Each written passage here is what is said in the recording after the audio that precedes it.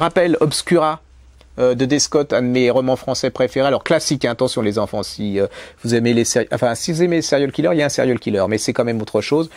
Vous êtes à Paris au temps des impressionnistes, hein, début du siècle, fin du 19e, début du siècle. C'est tout à la fois aussi une description des hôpitaux, de la médecine, enfin des gens qui étaient très pauvres et comme leur relation à la médecine, comment ils étaient soignés, c'est toute une description des quartiers pauvres de Paris, de la société pauvre. Et puis, vous avez un serial killer qui agit là-dedans, et qu'est-ce qu'il fait, lui? Il reconstitue, en tuant les gens, il reconstitue des tableaux des impressionnistes. C'est plus pervers, vous pouvez pas trouver. Ce type a une idée de génie avec ce polar. C'est à la fois, en plus, c'est un conteur extraordinaire. C'est-à-dire que vous revivez cette époque des impressionnismes de Paris, vous savez, de Montmartre, voilà, vous le sentez.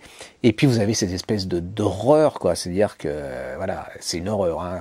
Vous imaginez le déjeuner sur l'herbe de Manet avec que des corps, vous voyez, ça craint un max. C'est une petite merveille, ça vaut 6,95, c'est en livre de poche. Vous lisez ça, vous oubliez tout, même la crise.